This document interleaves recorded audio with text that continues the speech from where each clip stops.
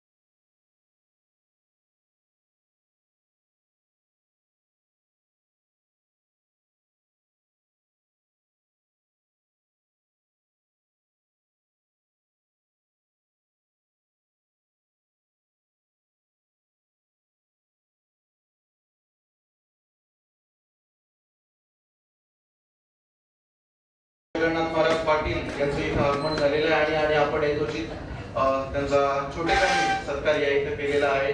खरं तर महाराजांच्या आयुष्यातही असेच काही पेच प्रसंग आले असतील ज्यांना त्यांनी न जुमानता आलेल्या संकटांना तोंड देऊन आणि आपल्या आयुष्यामध्ये कधीच पाठीमागे न बघता त्या उगमाकडे ज्यांनी वाटचाल आपली सतत निरंतर सुरू ठेवली आणि आपल्या आयुष्याला आज या स्तरावर नेऊन पोहोचवलंय. असेच काहीतरी प्रश्न महाराज आमच्या मुलांना पण पडलेत, आम्हाला पडलेत.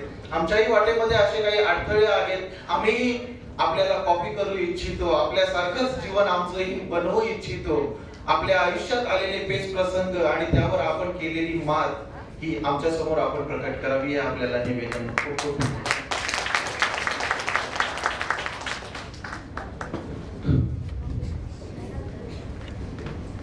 अनलिमिटेड.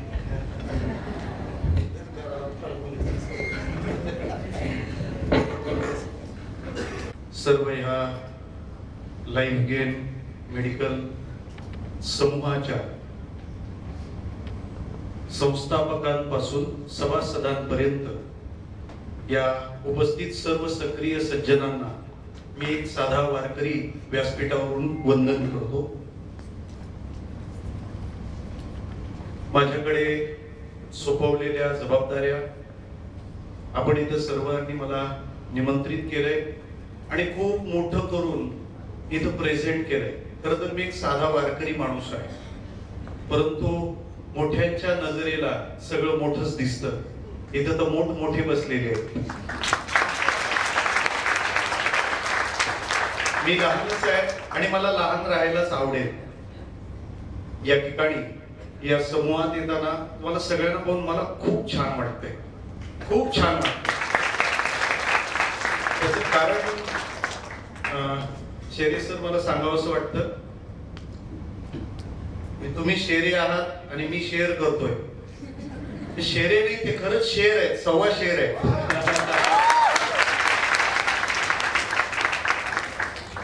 त्याच्यावर मी आणखी शेरा काय मारायचा, मी आणखी काय रिमार्क करायचं. पण माझ्या सगळ्या कामाचे जे टप्पे, त्यातला एक महत्वाचा टप्पा मला इथं सापडला. जे माझं संपूर्ण काम चालतं त्याचा पहिला टप्पा आहे सामान्य माणूस सज्जन झाला पाहिजे. माझा दुसरा टप्पा आहे सज्जन माणूस सक्रिय झाला पाहिजे. आणि माझा तिसरा टप्पा आहे सक्रिय झालेला सज्जन संघटित झाला पाहिजे. या त्रिकोणाचा तिसरा कोन मला लाईफ गेनच्या व्यासपीठावरून मिळाला. या तिघांची अतिशय गरज आहे. मी एकेका टप्प्याने चालेल, म्हणजे हे काही मी कॉपी करण्या इतकं महत्वाचं आहे असं काही मला वाटत नाही. पण सरांनी मला इथून सांगितलं की आम्हाला काहीतरी कॉपी करू द्या. कदाचित म्हणूनच त्यांनी आल्याला मला कॉफी पाजली असावी. त्याचा याच्याशी काहीतरी संबंध दिसतो. सामान्य माणूस सज्जन झाला पाहिजे. का बरं? आपल्या ध्येयाच्या मागे चालताना ज्या नीतिमत्तेशिवाय समाधान हा परिणाम मिळू शकत नाही, माणसाने त्याच्याशी तडजोडी सुरू केल्या. म्हणून पाणपोईच्या क्लासाला साखळी लावावी लागली. भरोसाच राहिला नाही माणसांचा. मंदिरात पाटी लिहावी लागते, घरी जाताना आपल्या चपला घालून जा. असं का होतंय हा प्रश्न शिल्लकच राहील. माणसं चोऱ्या करायला, कुत्री चोऱ्या पकडायला, काय प्रगती आहे माणसाची. म्हणून पहिली अपेक्षा आमच्या कामातली ही आहे की सामान्य माणूस आहे तो सज्जन झाला पाहिजे. जो सज्जन आहे तो सक्रिय झाला पाहिजे. त्यांनी काम केलं पाहिजे. फ्रान्स मधला एक विचारवंत रोमारोलो असं म्हणतो, जगातला वाढलेला दुराचार हा दुर्जनांच्या सक्रियतेचा नाही, सज्जनांच्या निष्क्रियतेचा परिणाम आहे. या जगात वाईट का होतंय? वाईट माणसं खूप काही करतायत म्हणून नाही, चांगली माणसं काहीच करत नाही म्हणूनच वाईट होते. आपण त्याचं निरीक्षण करा. अगदी छोटस उदाहरण आहे. संध्याकाळी आपल्याला दिवा लावावा लागतो, दिवा पेटवावा लागतो. दिवसभर दिवेच लावलेले असतात, संध्याकाळी दिवा लावतो. तेव्हा दिवा पेटवताना आपल्याला काळोख जाणवतो ना. माझा प्रश्न आपल्याला इतका आहे, उजेड कमी झाला म्हणून काळोख वाढलाय का काळोख वाढलाय म्हणून उजेड कमी झालाय? थोडं कमी उजेड टाका. काहींचं म्हणणं आहे काळोख वाढला म्हणून उजेड कमी झाला.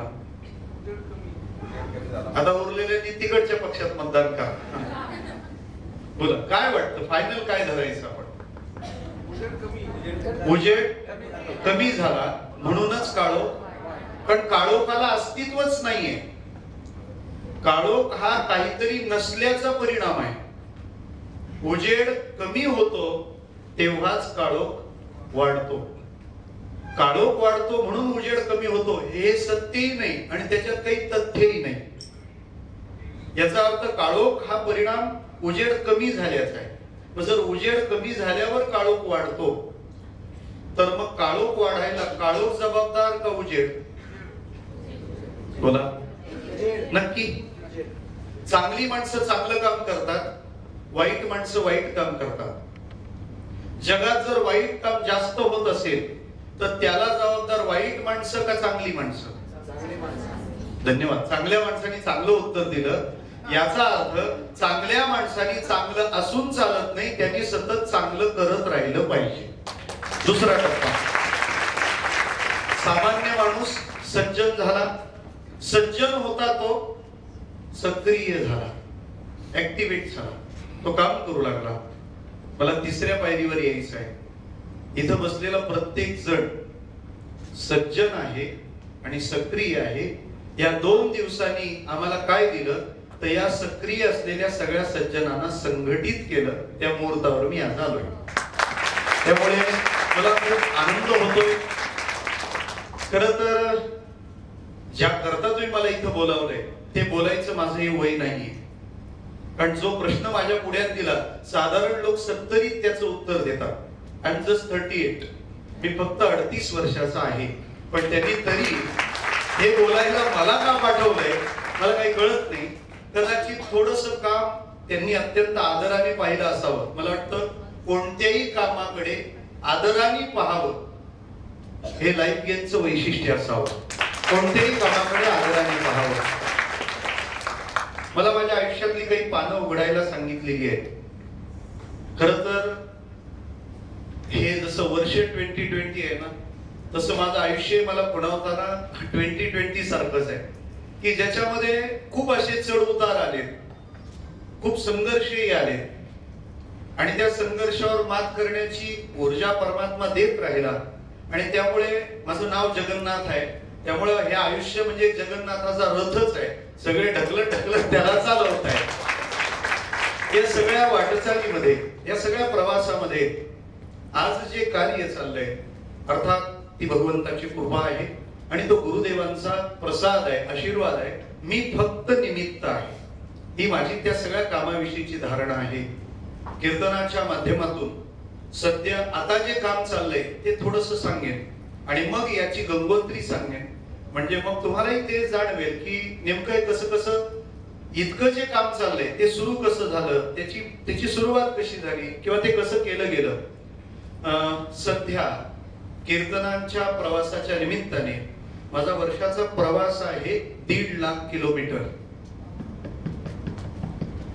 या 1.5 लाख किलोमीटर मध्ये 365 दिवसात साधारणतः मला 500 कीर्तन करावी लागतात. जे कीर्तन कमालीचं, एक या टोकाला दुसरं त्या टोकाला राहतं. या कामाची व्याप्ती करत असताना साधारण महाराष्ट्राच्या सर्व जिल्ह्यांमध्ये आमच्या सेवा फिरून झालेल्या आहेत. अगदी मुंबई पासून गडचिरोली पर्यंत आणि जळगाव पासून तर खाली सांगली पर्यंत, सिंधुदुर्ग पर्यंत.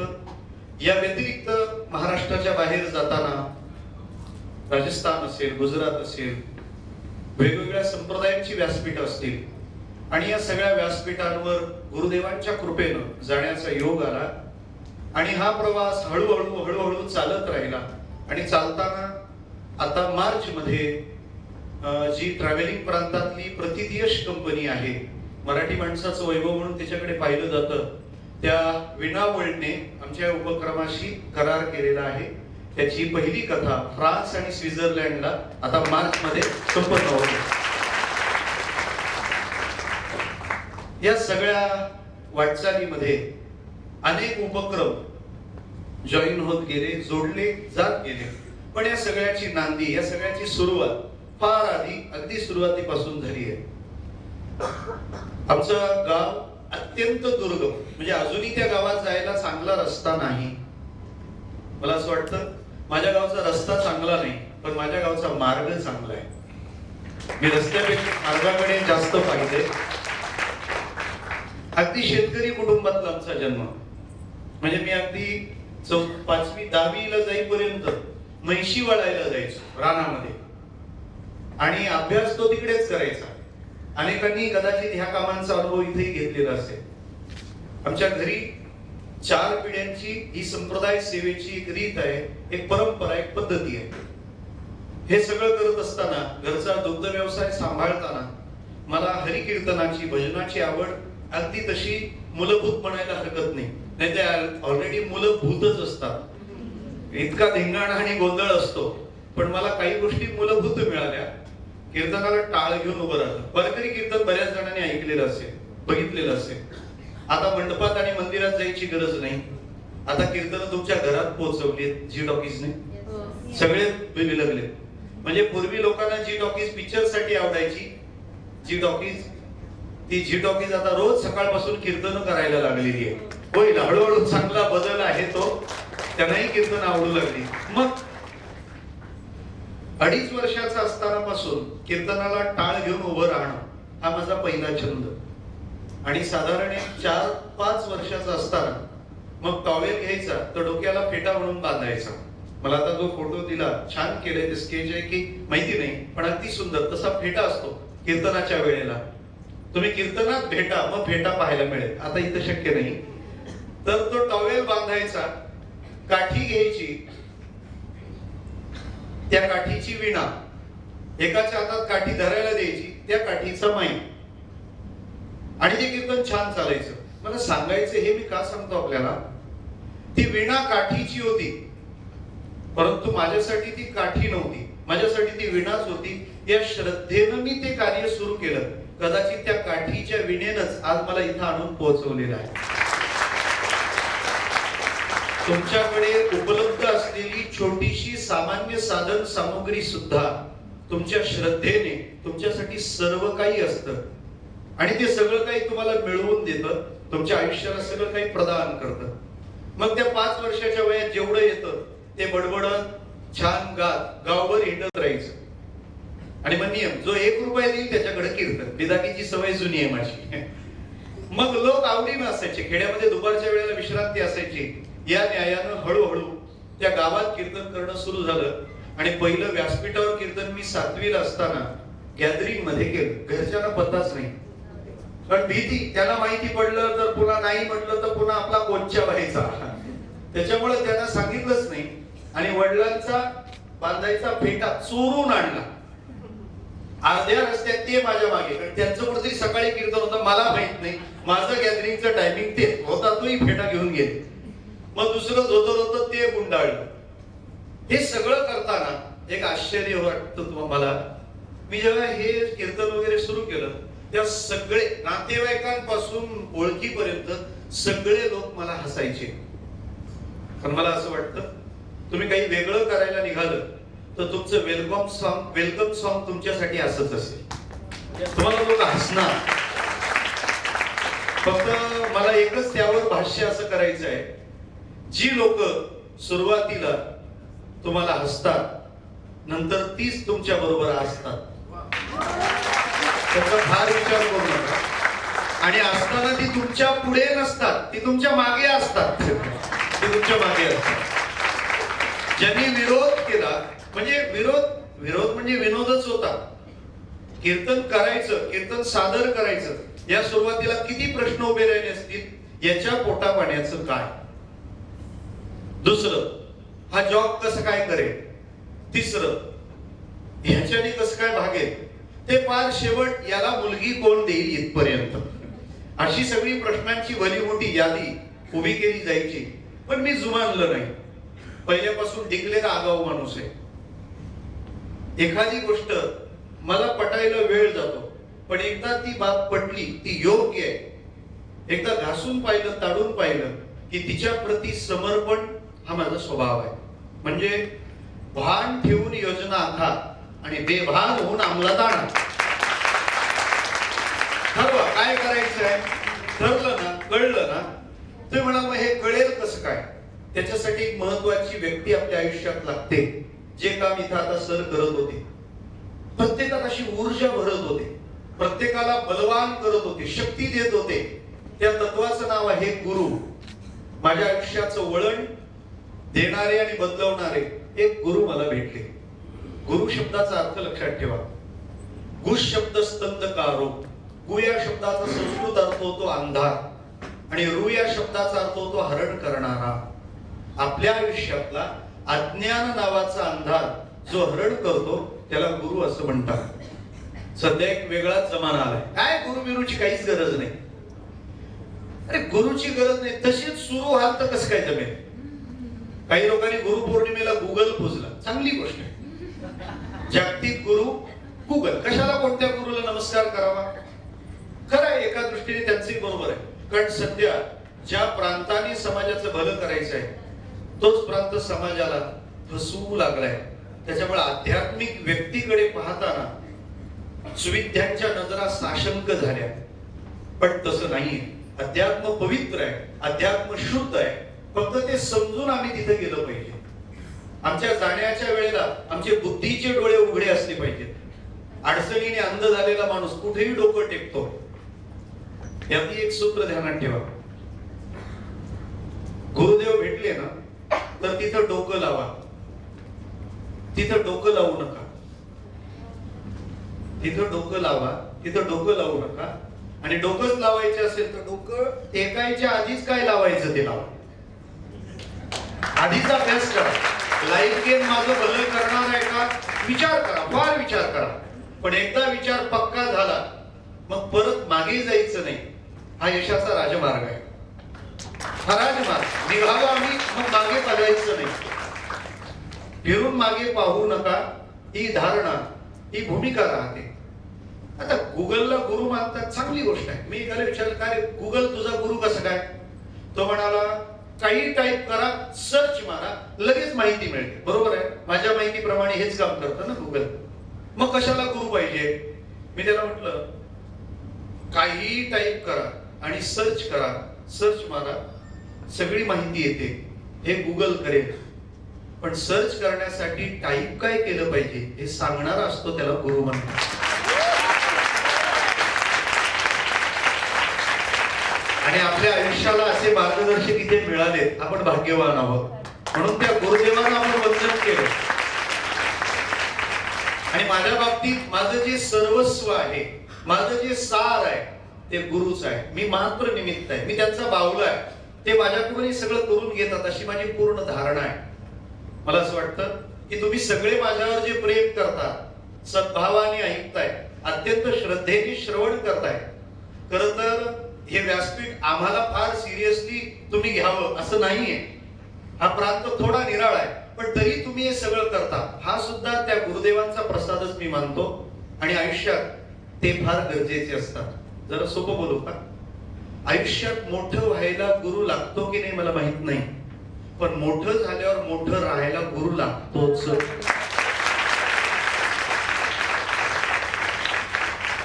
सातारा जिल्ह्यातलं कोणी आहे इथे? Anyone from Satara? जाऊ द्या, बुगडी सांडली आता. त्या साताऱ्याला एक संत झाले, गोंदवलेकर महाराज. त्यांचं एक ऍप मिळतं छान, डेली एक प्रवचन असतं. सगळं नैराश्य थकवा मनाचा घालवीत. आपण लक्षात ठेवा, ब्रह्मचैतन्य गोंदवलेकर महाराज यांची प्रवचने 1 जानेवारी ते 31 डिसेंबर. फक्त 5 मिनिटं द्या, तुमचे सगळे प्रॉब्लेम सॉल्व्ह होणार, काही अडचणच उरणार नाही. ऊर्जा देण्याचं ते काम करेल. सकाळी उठल्याबरोबर जसे आपण दात घासतो, चेहरा धुतो, स्नान करतो, तसं ते प्रवचन हे मनाचं स्नान आहे. आपण ते जरूर करा. त्यांचं एक वाक्य आहे, माझ्यापेक्षा यांना जास्त कळतं असा एक जिवंत माणूस आपल्या आयुष्यात असावा. त्याला गुरु असं म्हणतात. माझ्यापेक्षा यांना जास्त कळतं असा फक्त एक माणूस, आणि तो नंतर बदलायचा नाही. नाहीतर त्याने सांगितलेलं माझ्या मनाच्या थोडं विरुद्ध असतं की लोकही म्हणतात जाऊ दे, याला काही कळत नाही. असं नको. कदाचित एखादी गोष्ट जी माझ्या भल्याची असते ती मला आवडणारी असेलच असं कुठे आहे?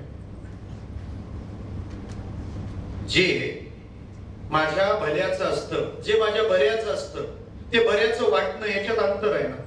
जे बरं वाटतं ते बरं असतं असं नसतं. हे असं नसतं झाल्याशिवाय कळत नसतं. जे बरं असतं ते बरं वाटतं असं नाही, आणि जे बरं वाटतं ते बरं असतं असंही नाही. परीक्षा सुरू होतात आणि पोरांच्या हातात जय पबजी. बरं वाटतं का बरं असतं? बरं वाटतं ते बरं नाहीये. मग हे बरं काय आणि खरं काय हे सांगणारं कोणीतरी लागतं, त्याला गुरु म्हणतात. त्याला गुरु म्हणतात. आणि तो जेव्हा जे सांगेल ते आपण ऐकावं. ते सांगतात ते बरोबर आहे का नाही यापेक्षा ते बरोबर आहे हे समजून घेण्याची अजून माझी तयारी आहे की नाही, मी या वेळेला त्याचा अभ्यास केला पाहिजे. हा, आज नाही, मी अजून थोडा विचार करेन, मला पटेल ना.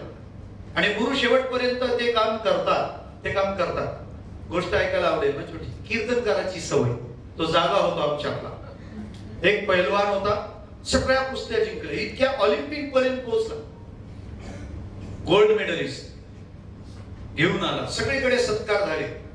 त्याच्या तालमीतल्या पैलवानांनी त्याचा सत्कार ठेवला. ही सगळ्यात दुर्लभ गोष्ट. तुम्ही ज्या आळीमध्ये राहता, ज्या सोसायटीत राहता, त्यांनी तुम्हाला चांगलं म्हणणं हे देवाला सुद्धा अजून लाभलेलं नाही. फार अवघड. एखाद्याला शोधायला डोनाल्ड ट्रम्प जर आले ना, वेर इज गणपतराव, तर बिल्डिंगचा माणूस सांगेल गण्या घरीच असेल. ते त्याच्यासाठीच आपल्याला दिलेले राहतात. त्यालाही आनंद वाटला, तालमीतले लोक आपला सत्कार करतात. सुरू झालं त्याचं काम. सत्कार झाला, गौरव झाला, त्याच्या हातात माईक दिला. तुम्हाला काय वाटतं बोला? म्हणे काय नाही, सत्काराला प्रत्युत्तर माझी एक अपेक्षा आहे. म्हणजे काय अपेक्षा? एवढीच आहे की मला माझ्या वस्तादाशी कुस्ती खेळायची. ज्यांनी मला शिकवलं, सगळं तयार केलं ना, ते म्हणाले आता त्याच्याशी कुठे, तुम्ही गोल्ड मेडल जिंकलंय ना, नाही नाही 12 जणांशी खेळलो पण माझी हौसच नाही झाली अजून. एकदा मला शिकवणाराशी खेळायचं माझ्या गुरुजीशी. आणि ते गुरुजी 55 वयाचे. ते म्हणाले अरे तू कुठे माझ्याशी खेळतो हा, माझं वय 55, तू चांगला 20-22 वर्षाचा तरणा बाण मोकळा सांड, तू कुठे माझ्याशी खेळतो. नाही नाही पण एकदा ते म्हणाले ठीक आहे होऊन जाऊ दे. कुस्ती सुरू झाली. फक्त 5 मिनिटं कुस्ती चालली. काय निकाल लागावा असं तुम्हाला अपेक्षित होतं? ते 22 वालं खाली होतं आणि 55 त्याच्या उरावर बसलं होतं. जेमतेम बाजूला काढलं. आता तो 22 वाला वर आला. कोण? तो पैलवान. त्याने माईक हातात घेतला आणि असा चिडला, हा गुरुजी तुमच्यावर मला फार राग आलेला आहे, मी फार चिडलेलो आहे, आता पाहतोच तुम्हाला मला फार वाईट वाटलंय. ते म्हणाले झालं काय? एक तर मी नाही म्हणत होतो आणि तरी तू कुस्ती खेळायला लावलीस आणि आता खेळलो तर पुन्हा चिडला का? कशासाठी? गुरुजी तुम्ही मला आता पाडलं ना, तो डाव तुम्ही मला शिकवला का नव्हता?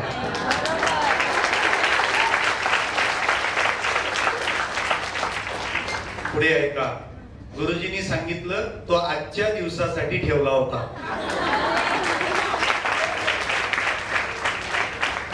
मोठं होण्यासाठी गुरु लागतो की नाही माहित नाही, मोठं झाल्यावर मोठं राहण्यासाठी गुरुच लागतो. आणि माझ्यावर माझ्या गुरुदेवांचा पूर्ण आशीर्वाद.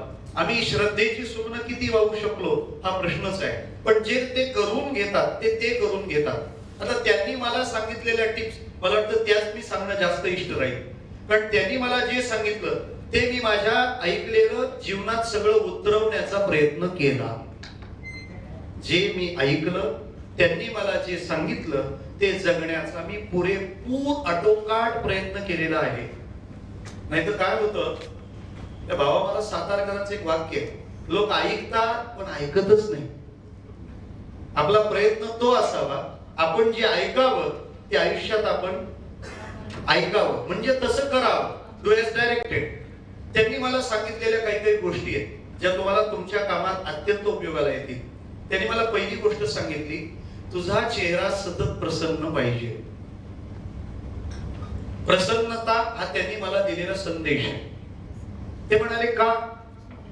तुमच्या चेहऱ्यावरची प्रसन्नता हे तुमच्या यशाचं रहस्य आहे. आपण लग्नाच्या पत्रिकेत वरच्या ओळीत लिहितो, श्री गजानन प्रसन्न, कुलस्वामिनी प्रसन्न. अरे पण तूच प्रसन्न नाही तर गजानन तुला कधी प्रसन्न व्हायचा? पहिला तू प्रसन्न पाहिजे, पहिला तू प्रसन्न पाहिजे. अखंड प्रसन्नता पाहिजे. भगवद्गीता सगळ्यांना आवडेल. हो, जीवनाकरता म्हणजे लाईफ गेन साठी गीतेसारखा दुसरा पर्याय नाही. आपण ती हाताळत ठेवा. मॅनेजमेंट असो, पर्सनॅलिटी डेव्हलपमेंट असो, वर्क जे काही असेल ते गीतेसारखा सुंदर मार्गच नाही. तुम्हाला सांगू, गीता तुम्हाला कुठं मदत करेल? गीतेचा आणि आपला प्रॉब्लेम सेम असतो. गीतेतला प्रॉब्लेम काय? अर्जुन लढण्यासाठी गेला होता ना आणि त्याच्या हातातलं धनुष्य गळून पडलं. त्याला सगळे नातेवाईक दिसल्यावर त्याला मोह झाला, तो काही करू शकला नाही. मग काही करू शकला नाही म्हटल्यानंतर काय काय त्रास झाला त्याला, त्या त्रासाचा विचार सांगितला गेला की अंगाला कंप सुटला, घाम आला आणि मला युद्ध करायचं नाही. म्हणजे कर्मयोगापासून तो च्युत झाला. कोण? अर्जुन. आणि गीतेने त्याला असं उभं केलं की त्याचं सगळं काम तो करू शकला. त्यामध्ये गीतेने त्याला ज्या ज्या टिप्स दिल्या त्यात महत्वाची टीप आहे, प्रसादे सर्व दुःखानां हानिरस्योपजायते. अर्जुना तू प्रसन्न राहा. सोपं सूत्र सांगेन, जीवनातली दुःख दूर होण्यासाठी आपण प्रसन्न राहिलं पाहिजे. याही पेक्षा तुम्ही प्रसन्न राहा, दुःख जीवनात येणारच नाही. दुःख येणारच नाही. आम्ही सिन्नरला गेलो होतो. सिन्नरला पर्जन्य छायेचा प्रदेश आहे, पाऊस पडत नाही फार. यंदा झालाय फक्त, नाही तर हालच असायचे. तर आम्ही तिकडे वृक्षारोपणाचं काम घेतलं आणि वडाची झाडं लावली. वडाची झाडं लावणं ही माझी आवड आहे. आवड, वड ही आवड आहे. आणि वडाची झाडं लावायला घेतली. इथे एक आजोबा आले, म्हणजे काय महाराज तुम्ही आम्हाला वडाची झाडं लावायला सांगता, इथं प्यायला पाणी नाही तर झाडं काय लावायची? म्हटलं आजोबा तुम्ही जे बोलता ते उलट आहे असं नाही का वाटत? प्यायला पाणी नाही म्हणून झाड लावत नाही हे खरं, का झाडं लावली नाही म्हणून प्यायला पाणी नाही हे खरं? काय वाटतं तुम्हाला? प्यायला पाणी नाही म्हणून झाडं लावली नाही, झाडं लावली नाही म्हणून प्यायला पाणी नाही. तसं आमच्या जीवनात टेन्शन आहे म्हणून आमचा चेहरा हसरा नाही, का आमचा चेहरा हसरा नाही म्हणून टेन्शन आहे? म्हणजे टेन्शनला जबाबदार घटना नाही, आपणच आहोत. आपणच धरून बसतोय. त्या सगळ्याला पहिलं आपले सगळे देव हसरे. कृष्ण किती हास्य आहे, बुद्धाच्या चेहऱ्यावर मंद स्मित आहे, आणि त्याला पाया पडणारे फुल टेन्शन. देवा हे कर, देवा ते कर. ज्याचा आसरा घेतलाय तो जर हसरा आहे तर आपले ओठ जरा पसरा.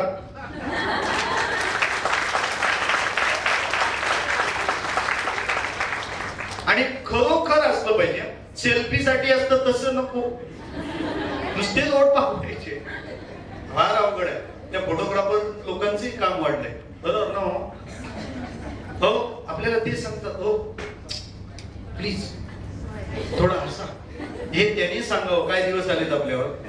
आमच्या गुरुदेवाने आम्हाला धरलेला पहिला आग्रह, तुझा चेहरा प्रसन्न पाहिजे. आता आमचे जे काम चालतं ना याच्यात शेअर खूप अडचणी आहे, खूप अडचणी, इतक्या अडचणी. पण गुरुदेवांचा शब्द आम्ही मान्य करायचो, तो पाळायचो प्राणपणाने. म्हणजे एका गावामध्ये आम्हाला कथेचं निमंत्रण आलं आणि तिथल्या लोकांना माझा काय प्रॉब्लेम वाटला मला माहित नाही, पण त्यांनी निरोप पाठवला की तुम्ही जर आमच्या गावात कीर्तनाला आलात तर आम्ही तुम्हाला गोळ्या घालू, आमच्या गावात यायचं नाही. आता इतका प्रश्न उभा राहिला की याबाबत आता सोल्युशन काय? थेट आपल्या जीवावर हे येऊन बसतंय. पण गुरुदेवांच्या शब्दावर विश्वास की प्रसन्नता हा उपाय. आम्ही त्यांना परतीचा निरोप दिला. ठीक आहे, आज तरी जायचं, उद्या तरी जायचं. आणि कथा निर्विघ्नपणाने पार पडली. जे काम तुम्ही हातात घेतलंय ते किती प्रतिकूलता आली, किती अडचणी आल्या तरी तुम्ही प्रसन्नतेने पार करा. तुम्ही प्रसन्नतेने ते काम करा. तुमची विघ्न आपोआप दूर करणं त्याची जबाबदारी. तो तुमचा अंदाज घेतो, हा सोडतो का पाऊल, सोडतो का पाऊल. आणि काम सुटण्याची दोन जागा आहेत. एक अत्यंत सुखात आपलं काम सुटतं किंवा अत्यंत दुःखात आपलं काम सुटतं. आपण कमी कुठे पडतो, ढिल्ले कुठे पडतो, त्याच्या दोन जागा. खूप सुख आलं तरी आपलं काम सुटतं आणि खूप दुःख आलं तरी आपलं काम सुटतं. परंतु गुरुदेवांच्या कृपेनं आणि त्यांच्यावरच्या श्रद्धेनं आजपर्यंत माझ्या आयुष्यातल्या दोन्ही जागांवर एकही कीर्तन चुकलेलं नाही. एकही ऍब्सेंटी नाही. तर कोणत्याच कारणाने नाही. न प्रकृती ठीक नाहीये, प्रवास चाललाय, घरात काही प्रॉब्लेम्स आहेत, या कोणत्याही कारणाने एकही कीर्तन मिस झालं नाही. अर्थात हे ते करून घेतात ती माझी श्रद्धा आहे. आणि एकही कीर्तन चुकलं नाही. याच्यात कोणत्या कोणत्या वेळेची कीर्तन आहेत ही जर तुम्ही ऐकलं तर आनंदच घ्याल त्याचा. सगळ्यात महत्वाचं म्हणजे माझ्या लग्नाच्या दिवशीचंही कीर्तन माझं चुकलं नाही.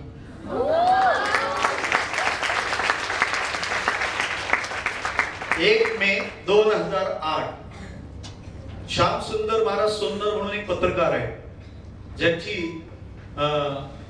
विधान भवनात कविता गाजली, काढू नका फोटो. त्यांच्याकडे सप्ताहातलं कीर्तन. त्यांचा फोन आला, महाराज आपलं कीर्तन आहे. म्हटलं हो. आपण म्हणे त्या दिवशी तुमचं लग्न आहे. म्हणजे आमच्या लग्नाच्या दिवशी लोकांना त्यांच्या कीर्तनाचंच पडलेलं राहतं. म्हटलं ठीक आहे. म्हणे मग तुम्ही येणार कसे, लग्न आहे तुमचं. म्हटलं ठीक आहे, कीर्तन किती वाजता आहे? ते म्हणाले 8 वाजता. बरं म्हटलं जमतंय. ते म्हणजे कसं काय जमतंय? म्हटलं माझं लग्न 12 वाजता आहे.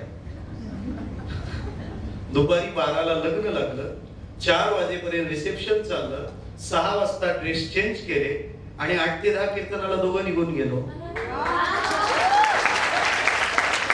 मला असं वाटतं की हे जे सगळे दिवस येत आहेत, लग्न माणूस स्वर्ग 2 बोट असतो असं म्हणतात. त्यानंतर बऱ्याचदा आनंद स्वर्गवासीच असतो. पण त्याही वेळेला गुरुदेवांच्या कृपेने आणि भगवंताच्या प्रेरणेनं त्या अत्यंत आनंदाच्या क्षणी सुद्धा मला माझं कीर्तन करता आलं याचा मी म्हणजे मी देवाला धन्यवाद यासाठी म्हणतो की सामान्य संसारी माणसाच्या जीवनात शिखराचा आनंद म्हणजे लग्नाचा आनंद, सर्वोच्च विवाह त्याच्या जीवनातला सगळ्यात मोठा क्षण आहे. पण त्याही क्षणाला तू मला माझ्या कर्तव्यापासून च्यूत होऊ दिलं नाहीस, त्यासाठी मी तुझा कायम आभारी राहील. तुम्हाला त्यावेळेला सांभाळलं. सुखाच्या वेळेला कर्तव्यापासून च्यूत व्हायचं नाही, तसे दुःखाचे क्षण आलेच ना. चढ उतार तर पाहिजे, आणि चढ उतार नाही तर जीवनच नाही. जिवंत माणसाचा ECG खालीवरच येतो ना, आणि एखाद्याचा सरळ आला तर सरळ उचला तो खालीवर येणारच. तसं चढ उतार ही आयुष्यातल्या जिवंतपणाची खूण आहे. चढ आला पाहिजे, उतार आला पाहिजे. जसे सुखाचे क्षण आले तिथेही मला कर्तव्य सांभाळता आलं, तसे दुःखाचे क्षण आले तिथेही सांभाळलं गेलं. आणि या सगळ्यामध्ये अर्थात मी आज एकटाच आलोय, माझ्या सौचा वाटा अत्यंत महत्वाचा आहे. त्याचं कारण असं आहे, अस्तित्वाने उभं राहणं सोपं आहे, पण एखाद्याशी पूर्ण समरस होणं फार कठीण आहे. आणि त्या समरसतेच्या जोडीने, त्या समरसतेमुळे हा जगन्नाथाचा रथ धावतोय. म्हणजे किती टोकाच्या क्षणाला सुद्धा तिचं कॉपरेशन आहे. मी याबाबत सुद्धा पुन्हा देवाला धन्यवाद देईन. का आणि कशासाठी? इतक्या महत्वाच्या क्षणांचे निर्णय जिने माझ्याकडे पूर्ण सोपवून दिले. तुम्ही घ्याल तसं मी करेन. आपण चांगल्या मनाने, चांगल्या हेतूने, चांगल्या लोकांच्या सोबत चांगलं काम करायला घेतलं तर देव तुम्हाला जी माणसं देतो ती सुद्धा चांगलीच असतात. तुम्हाला भेटणारी माणसं चांगलीच असणार. पण देवाला काळजी आहे, एक तर चांगलं काम करणारी माणसंच नाही, एक तर तीच मुळात कमी आहे. तुम्ही चांगलं काम करायला काही माणसं सापडत नाही. त्याच्यामुळे तुम्ही जर चांगलं काम करत असाल तर देवाला तुम्हाला सगळं पुरवावं लागेल. का? हा करतोय माझं काम, काय द्यायचं ते यालाच देऊ, लाईफ गेनलाच सगळं देऊन टाकू. हे चांगलं काम करताय, हे सेवा करताय, मला ते देणं गरजेचं आहे, ते मी दिलं पाहिजे. किती कॉपरेशन असेल सांगेन तुम्हाला. मला 2 मुलं आहेत. मोठी मुलगी, तिचं नाव प्रचिती, आणि धाकटा प्रसन्न. ती आता 4थीला आहे. हा प्रसन्न, तो माझ्या आवडीचा शब्द आहे. ते राशीत बिशीत बसत नव्हतं. मला एका विचार, तुम्ही त्याचं नाव प्रसन्न का ठेवलं? म्हटलं उद्या आयुष्यात त्याला जर आलंच टेन्शन आणि तो जर उदास बसला तर कोणतरी त्याला दुसणी मारेल, तुझं नाव प्रसन्न आहे, माझा का बसला, जरा नावासारखं बसकी. प्रचिती आमच्या आयुष्यात आली 2010 साली. क्षण इतका छान होता. 14 ऑगस्टला तिचा जन्म. आम्ही माझी सौ, तिचं नाव रूपा, तिला दवाखान्यात दाखल केलं, कल्याणला, गोडबोले हॉस्पिटलला दाखल केलं. आणि त्या दिवशी माझी कथा नाशिकला सुरू होणार होती. मी सकाळी तिला आदल्या दिवशी संध्याकाळी दाखल केलं. नाशिकची लोक घ्यायला मला कल्याणला हॉस्पिटलला आले. आणि प्रत्येक स्त्रीच्या जीवनात तिचा नवरा तिला त्या वेळेला सोबत असावा असं वाटतं. तो क्षण तिच्या जीवनातला होता जेव्हा मी तिच्या सोबत असायला हवं असं समाजशास्त्र मानतं. मी ऍडमिट केलं. नाशिकची लोक आलेली दुसऱ्या दिवशी 14 तारखेला. काय करावा मोठा यक्ष प्रश्न. मी तिच्या जवळ गेलो आणि तिला विचारलं की तू सांगत असशील तर मी थांबेन, तू जर म्हणाली की तुम्ही मला आता इथंच पाहिजे तर मी थांबेन, तू काय काय देशील तो निर्णय तू घे, मी थांबणार आहे. त्यावेळेला त्या स्थितीत ज्या दिवशी ती बाळाला जन्म देणार आहे त्या दिवशी तिने मला सांगितलं की इथं जे होणार आहे ते जसं होणार आहे तसंच होणार आहे, पण तुम्ही जर आपल्या वाट्याला आलेली कथा तिथे हजारो लोक वाट पाहत आहेत, जर तुम्ही आजच्या क्षणाला व्यासपीठावर नसले तर त्या लोकांना काय वाटेल, त्यांचं होणारं नुकसान ते कोण भरून देईल. प्रश्न पैशाचा नाही, श्रद्धेचा आहे. तेव्हा तिने सांगितलं की तुम्ही इथं थांबू नका, कारण जे बाळ आपल्या आयुष्यात येणार आहे त्याच्यावर ठपका यायला नको. याच्या जन्मामुळे हिच्या वडिलांना किंवा याच्या वडिलांना 1 दिवसाची कथा मोडावी लागली, तुम्ही बिनधास्त जा, मी सांभाळून घेईन. देव किती सांभाळतो. 3 ते 6 कथेची वेळ होती. मी तिथे नाशिकला पोहोचलो 2:30 वाजता आणि व्यासपीठावर चढताना पहिलं पाऊल टाकलं 2 वाजून 58 मिनिटांनी माझ्या मामांचा कॉल आला, नॉर्मल झालं, मुलगी झाली, दोघं सुखरूप आहेत. 3 वाजता जगन्नाथ महाराज कथा सुरू करायला बसले.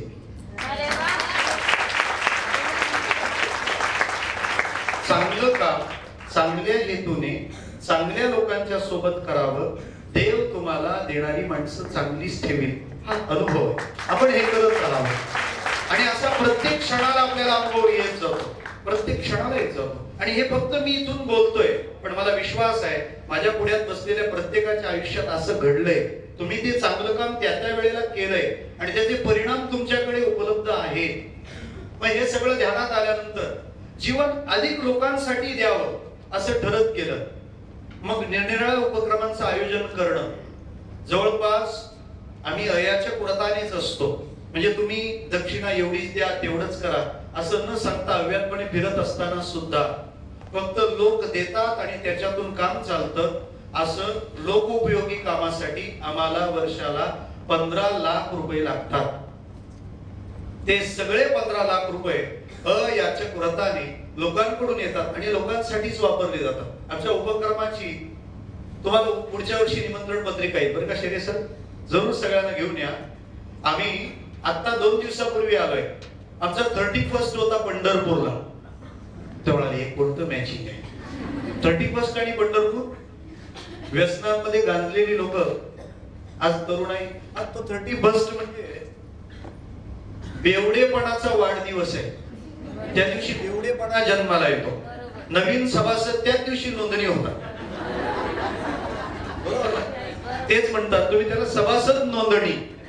31 म्हणजे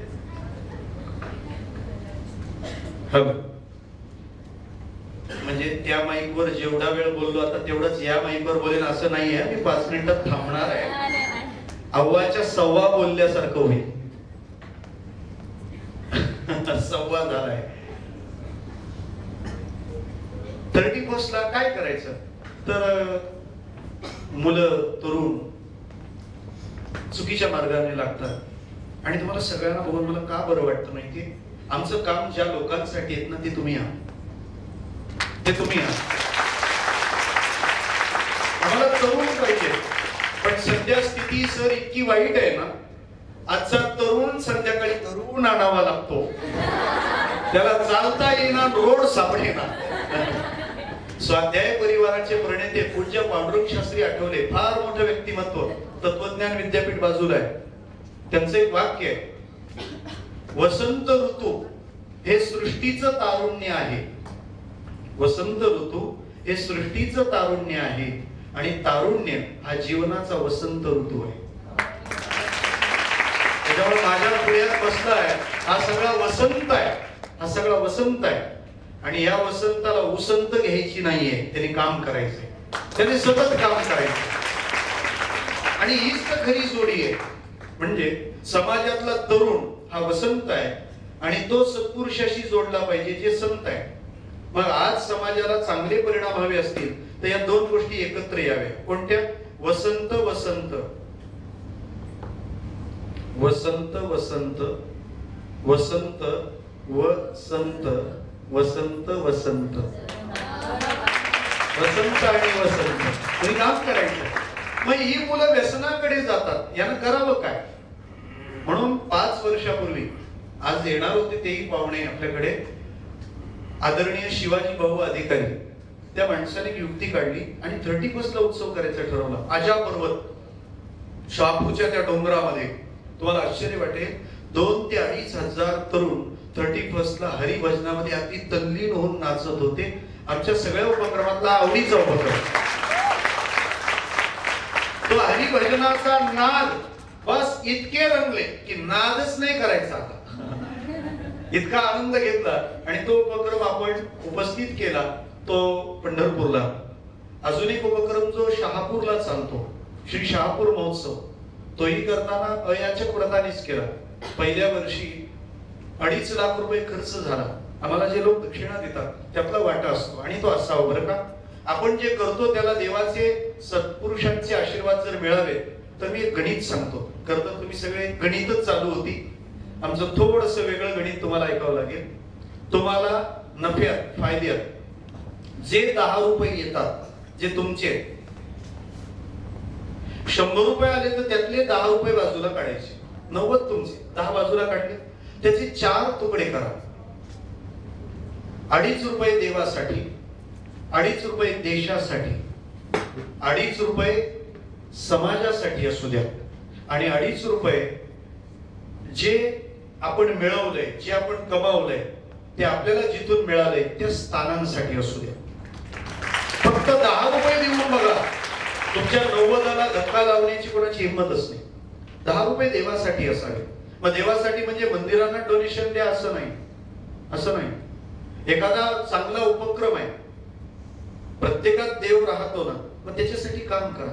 आपला जो मोखाडा जव्हार जो पट्टा आहे, त्या पट्ट्यामध्ये खूपसा असा वर्ग आहे की ज्याच्या ठिकाणी ऐपत नाहीये आणि निरनिराळ्या प्रकारच्या साथीचे रोग तिथे येतात. तर मग बराचसा असा समूह आपण तिकडे घेऊन जातो. तिथे विनामूल्य चिकित्सा असते, औषधं दिली जातात, ते उपक्रम सगळे चालतात. बराच धनिक वर्ग त्यात समाविष्ट होतो. त्यांची सेवा ही देवाचीच सेवा आहे. देशासाठी आमचे 2.5 रुपये असले पाहिजे. कसे द्यायचे त्याचे मार्ग तुम्ही जाणता, शोधता. समाजासाठी आमचे 2.5 रुपये असले पाहिजे, म्हणजे गरजू विद्यार्थी, त्यांना ती मदत करून पहा. तो अडचणीत सापडलाय, याला पैसेच पाहिजेत असं नाही, तुम्ही त्याला आपलं म्हणून पहा. एवढं करा, देव तुमच्यासाठी जय हो म्हणेल.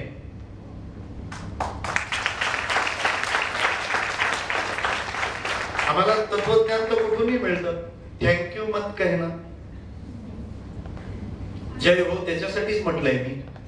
थँक्यू मत कहना, उसके बजाय 3 लोगों की मदत करना. हे सगळं करून पहा. आणि हे थोडं थोडं जर करत राहिलं तर ते थोडं थोडं केलेलं आपल्याला इकडे खूप परिणाम देतं. एक आत्मिक समाधान असतं, ते केल्याचा एक आनंद असतो, आणि तो केल्याचा आनंद तुम्हाला प्रसन्न ठेवील आणि तुमचे प्रॉब्लेम सॉल्व्ह होतील. ते थोडंसं एक चमक येते, एक चमक येते, आणि चमक आली पाहिजे, चमकाने आल्या पाहिजे, चमक आली पाहिजे. ते चांगलं काम केल्याची ऊर्जा, तो जो एक आशीर्वाद आहे ना दुसऱ्यासाठी करण्याचा, ते थोडं थोडं करा, फार नाही, अगदी थोडं. काय झालं, एक वृद्ध ग्रस्त झाड लावत होते. राजा तिथून चालला होता.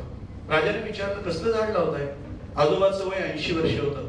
म्हणे, मी अक्रोडाचं झाड लावतोय. राजा असला, कारण अक्रोडाच्या झाडाला 100 वर्षांनी फळ येतं.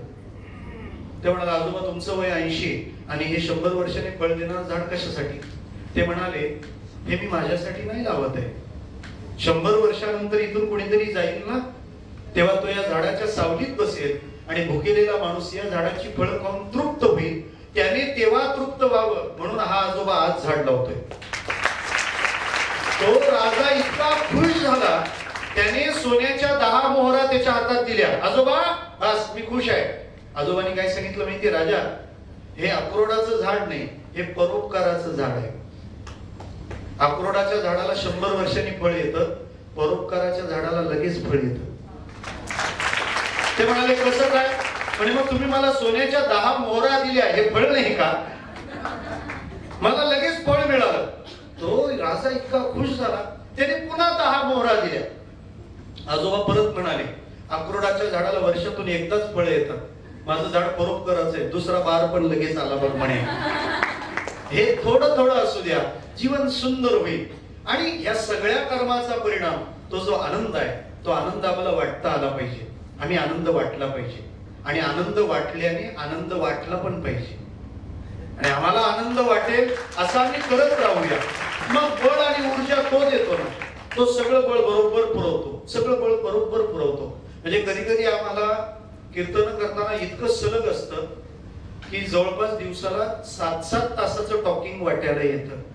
7-7 तास बोलावं लागतं, आणि समोर हजारोंचा समाज असतो. त्यांना महाराज तितक्यात प्रसन्नतेने बोलताना हवे असतात, पहिल्या तासापासून शेवटच्या तासापर्यंत.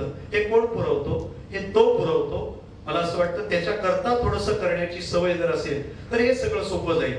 हा सगळा उपक्रम आणि कालखंड करत असताना तुम्ही प्रसन्न राहता, ते तुमचं आयुष्य हा तुमच्या चांगल्या कामाचा परिणाम आहे. आणि हे सगळं असं करत राहताना आपल्याला ऊर्जावान बनवण्याची युक्ती सांगतो, आणि आता थांबतो. देर हो जाएगा और देर हो जाएगा. स्वतःसाठी फक्त 10 मिनिटं द्या. फक्त 10 मिनिटं द्याल ना? फक्त 10 मिनिटं. करायचं काय तेवढं सांगतो आणि 5 मिनिटात थांबतो. 10 मिनिटात काय करायचं ते. सकाळी उठल्यानंतर आवरून छान पाठीच्या कणात ताट ठेवायचं आहे ना. हा, तो ताट ठेवायचा. षडचक्र एका रेषेत येतात. आपली ऊर्जा स्थळ तेव्हा सक्रिय होतात. फक्त 10 मिनिटं तुमच्या आवडीचा जो देव असेल तो, गणपती बाप्पा, श्रीराम, श्रीकृष्ण, विठोबा, खंडोबा, दत्त, बुद्ध, येशू, जे असेल ते, त्या आवडीच्या देवतेचं रूप समोर असावं आणि फक्त 10 मिनिटं त्याच्या नावाचा उच्चार करावा. त्याच्या नावाचा उच्चार, त्याला नामस्मरण असं म्हणतात. हे कशासाठी? 22 तास जो मोबाईल वापरायचा आहे तो 2 तास चार्जिंग पाहिजे ना. हे जानेवारीतलं इथलं सेशन म्हणजे वर्षभराचं चार्जिंगच आहे. फक्त 10 मिनिटं, त्या 10 मिनिटाची ऊर्जा 23 तास 50 मिनिटं काम करेल. तुम्ही थकणारच नाही. तुम्ही अजिबात थकणार नाही. काय करायचं? त्या आवडीच्या देवाची प्रतिमा समोर असावी आणि तुम्ही त्याचं नाव, दत्त असेल तर गुरुदेव दत्त, गुरुदेव दत्त, श्रीराम जय राम जय जय राम, बुद्धम शरणम गच्छामी, हे मंत्र आहे. ज्याचं मनन केल्यानंतर जो आपल्याला तारतो त्याला मंत्र म्हणतात. तुम्ही 10 मिनिटं फक्त त्याचं चॅटिंग करावं. ते करताना कसं करावं तेही ध्यानात घ्या. सुरुवातीला त्या नामाचा उच्चार करावा आणि आपल्या दैवताकडे बघावं. बघताना पायापासून मुकुटापर्यंत जावं, खालून वर, आणि ते रूप डोळ्यामध्ये साठवावं. तिथून ते हृदयात स्थिर होईल असं पाहावं आणि हृदयात स्थिर झालेला परमात्मा हृदयातून आपल्या रक्तप्रवाहाबरोबर संपूर्ण शरीरामध्ये प्रवास करतोय असं मानावं. मग आपल्या हातांची हालचाल होते, ही हालचाल सुद्धा ती दिव्य शक्तीच करते. आपले पाय चालतात ते सुद्धा तेच करतायत. म्हणजे तो परमात्मा माझ्या हातात आता पूर्ण बसलेला आहे आणि हे मी करत नाही, आता माझ्याकडून हे सगळं तो करून घेतोय. या फिलिंग पर्यंत पोहोचावं. ही 10 मिनिटं तुम्हाला कधीच थकवा येऊ देणार नाही. हे सगळं करताना त्याला अजून एक जोड द्यायची. काही काळ त्याच्याकडे बघत बघत करावं, नंतर डोळे मिटून घ्यावेत आणि ही जी भ्रुकुटी मध्ये आहे, भुवयांचं जे सेंटर आहे, तिथं त्या परमात्म्याला पाहण्याचा प्रयत्न करावा. असं 10 मिनिटं जर तुम्हाला दररोज करता आलं तर कधी न थकणारा उत्साह, कधी न मावळणारा उत्साह तुम्हाला मिळेल आणि तुम्ही जे काही काम करता. कारण समर्थांचं म्हणणं आहे, सामर्थ्य आहे चळवळीचे, जो जो करील तयाचे, परीत येथे भगवंताचे अधिष्ठान पाहिजे.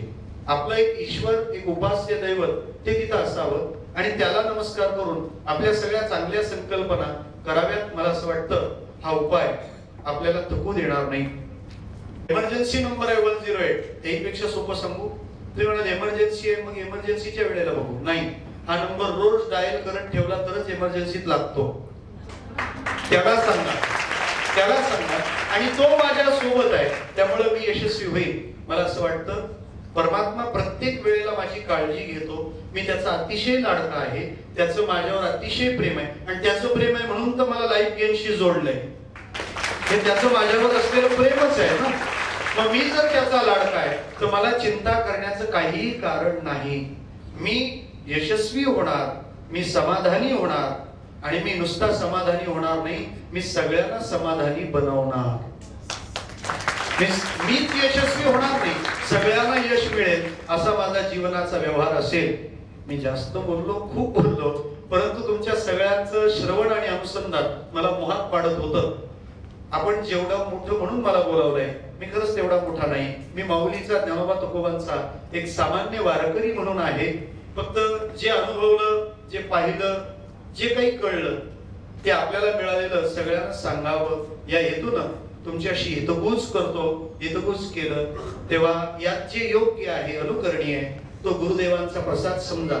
आणि या सगळ्यामध्ये ज्या ज्या वाक्याला जो मी लागला, ज्याला माझ्या अहंकाराचा स्पर्श झाला, तो माझा दोष समजा. मात्र हा गुरुदेवांचा आणि भगवंताचा प्रसाद आहे. त्याच्या चरणी ही शब्द सुमन वाहतो आणि तुमची रजा घेतो. धन्यवाद. तितक्या ताकदीने एकदा जोरात टाळ्या वाजवायच्या आणि टाळ्यांच्या डोक्यामध्ये आपण आवाज करतोय.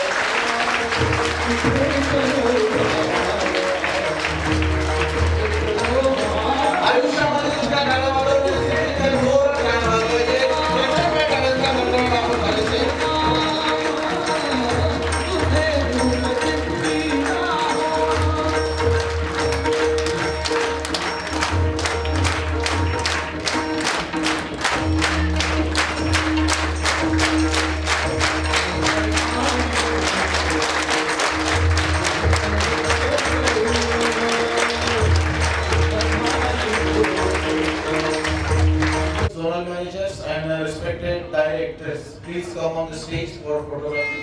महाराजांसोबत आपण फोटो करणार आहोत. खरं तर वर त्यांचे लाईव्ह असतात, YouTube वर आपण त्यांना सर्च करू शकता.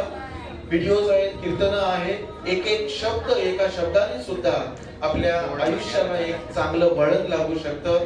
इतके अनमोल शब्द, म्हणूनच ज्यांचं नाव उल्लेख भाषा प्रभू या नावाने केला जातो, यांचे अनमोल शब्द विचार आपल्याला आज इथे श्रवण करायला मिळाले. पुन्हा एकदा लाईव्ह गेमच्या वतीनं आपण महाराजांचं खूप खूप धन्यवाद. एकदा जोरात टाळ्या वाजवा.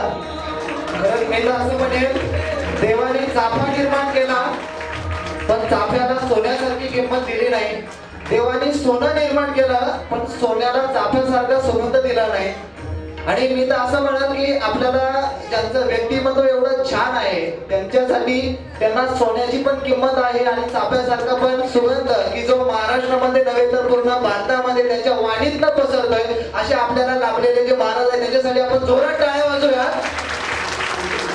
आम्ही सर्व डायरेक्टर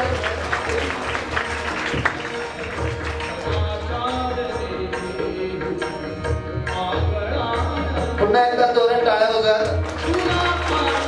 लाईव्ह गेम असं एक एक पाऊल टाकत खूप काही प्रगतीच्या दिशेने चाललेलं आहे. आपल्यावरती विठ्ठलाची देवाची कृपा आणि काय म्हणूया की देवदूतच आपल्यापर्यंत आज आलेले आहेत.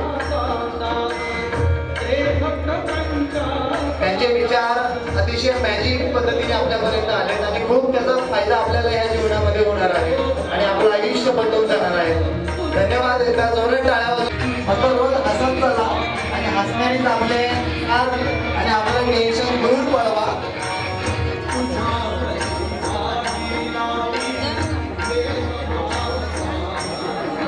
असं म्हटलं जातं की माणसाचे